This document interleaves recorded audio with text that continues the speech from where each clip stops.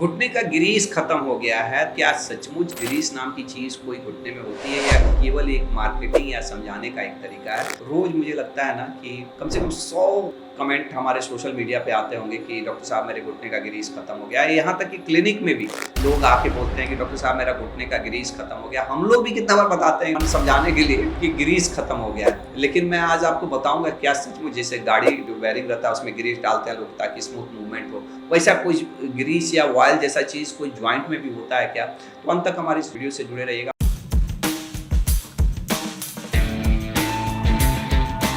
मैं doctor Rameshwar orthopaedic surgeon और joint replacement surgeon पिछले 20 साल से मैं प्रैक्टिस कर रहा हूँ और 25,000 से ज़्यादा लोगों के हड्डी के ऑपरेशंस किए हैं। मैं ज्वाइंट रिप्लेसमेंट कम से कम 5,000 से ज़्यादा कर चुका हूँ। मैंने अभी हम लोग ज़्यादा ही ज्वाइंट रिप्लेसमेंट, जब से मैंने सेव द नी मिशन शुरू किया है, ज़्यादा ही ज्वाइंट रिप्लेसमेंट हम लोग का होने लगा है क्योंकि ज़्यादा ज्वाइंट के पेशेंट सब आते हैं। और एक चीज़ मैं आपको बताऊंगा, मैं फाउंडर हूँ सेव द नी मिशंस का, जिसमें मेरा मकसद है कि मैं लोगों को ये सिखाऊं कि कैसे आप अपने घुटने को बचाएं, क्योंकि घुटना एक तरह से आपके अंदर का एक आपका चक्का है और जब ये बहुत ख़राब हो जाता है ना, बहुत डैमेज हो जाता है, तो उसका एक ही उपाय रहता है जब कि उसको बदल देना है, ज्वाइंट रिप्लेसमेंट करना। लेकिन ये बदलने की ज़रूरत 99.9% लोगों को नहीं पड़ती है, वो 0.1% लोगों को ही पड़ती है। लेकिन अगर आप ध्यान नहीं देंगे तो आपके भी घुटने बदलने पड़ेंगे और इसी में मैं सिखाता हूँ कि कैसे आप अपने घुटने को बिना ऑपरेशंस के, बिना दवाइयों के, साइड इफेक्ट्स के अच्छा रख सकते हैं। और इसके लिए हम लोग सेव द नी मिशंस में एमपी रिचुअल्स के बारे में बताते हैं, उसमें हम लोग ले दवाई से सप्लीमेंट्स वगैरह को भी लोगों तक पहुँचाते हैं। लेकिन आज मैं इस वीडियो को, क्योंकि ग्रीस इतना बार ग्रीस हो गया है ना, ग्रीस वाला डॉक्टर, उनको तो फेमस भी कर दिया ग्रीस वाला डॉक्टर है, क्योंकि मैं इतना बार ग्रीस का बात करता हूँ। तो एक बात जान लीजिए, जैसे ग्रीस माने होता है क्या, माने जैसे नॉर्मल कोई ऑयल, तो ऐसा कुछ नहीं है कि ये जो घुटने में दर्द होती है कोई ऑयल ख़त्म हो जाता है उसके कारण से होता है। एक्चुअली घुटने की कार्टिलेज जो रहता है ना, उम्र से कहिए, चोट लगने से कहिए, इंजरी से कहिए, इनएक्टिविटी, मांसपेशियों की मजबूत नहीं होने के कारण से ये कार्टिलेज घिसने लगता है, कार्टिलेज डैमेज हो जाता है। और जब कार्टिलेज डैमेज होता है ना, तो चूँकि कार्टिलेज एक स्मूथ सरफेस रहता है जिसमें आराम से मूवमेंट हो, तब कार्टिलेज हट जाएगा तो हड्डी से हड्डी टकराने लगा तो आवाज़ आने लगता है। चूँकि कार्टिलेज में दर्द नहीं होता है क्योंकि उसमें दर्द के फाइबर्स नहीं, तब अब हड्डी से हड्डी टकराएगा तो दर्द शुरू हो जाता है। और इसके कारण से अगर देखेंगे ना, तो जब कार्टिलेज डैमेज होता है तो खूब पानी बनता है। अगर उस तरह से देखा जाए तो कितना लोग को देखिएगा कि जब आर्थराइटिस डेवलप्ड होगा ना, तो उनके घुटने में पानी बनने लगते हैं।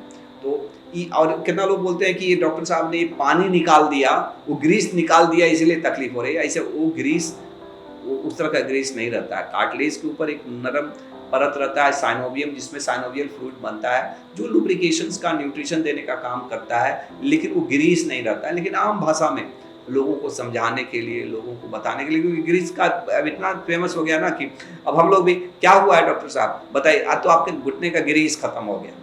तो ऐसा नहीं कि कोई ग्रीस नाम का चीज़ रहता है, वो कार्टिलेज डैमेज को ही आम भाषा में समझाने के लिए, क्योंकि अब लोगों को भी अच्छे से समझ में आता है। और कितना बार वो एक तरह से बोल सकते हैं कि मार्केटिंग का भी है कि हम आपकी ग्रीस बनाने का दवाई, कोई ग्रीस नहीं बनता है। अगर कुछ होता है तो कार्टिलेज रिपेयर होते हैं, कार्टिलेज हेल्दी होते हैं, कार्टिलेज रीजनरेट भी होते हैं। जैसे बहुत सारे हम लोग रीजनरेशंस के लिए, जैसे आज अगर आप अच्छा हेल्दी लाइफस्टाइल करते हैं, अगर आप वेट मैनेज करते हैं, आप डेली एक्सरसाइज करते हैं, आपकी कार्टिलेज की हाइट इंप्रूव होती है और इसी को हम लोग बोलते हैं कि ग्रीस बन गया। और कितना बार जैसे वो इंजेक्शन देते हैं हाइड्रोनिक एसिड का, कितना लोग बोलते हैं ग्रीस जैसा इंजेक्शन रहता है, वो इंजेक्शन नहीं काम करता। वो जब अंदर जाता है ना, तो ये इन्फ्लामेशन क्रिएट करता है और ये आपकी कार्टिलेज को स्ट्रॉन्ग करने में मदद करता है, जो गादी रहती है उसको स्ट्रॉन्ग करने में मदद करता है। ऐसा नहीं कि कोई वो लिक्विड डाल दिए तो वो लिक्विड की जगह पे आ गया, अब हो गया। भगवान का जो ज्वाइंट है वो कोई नहीं बना सकता। जो उसी के ज्वाइंट्स को और स्ट्रॉन्ग करने के लिए, बेहतर करने के लिए हम लोग ये हाइड्रोनिक एसिड का, चाहे जितना भी वो रिजनरेशन के लिए जीएफसी का इंजेक्शन देते हैं, ओजोन का इंजेक्शन देते हैं, ये कार्टिलेज को ही स्ट्रॉन्ग करने के लिए, हील करने के लिए, रिपेयर करने के लिए देते हैं।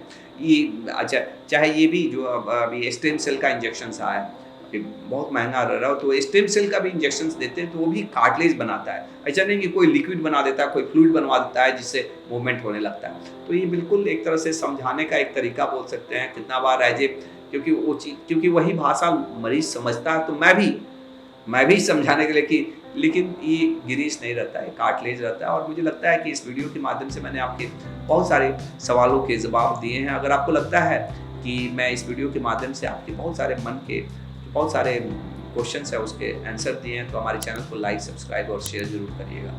धन्यवाद।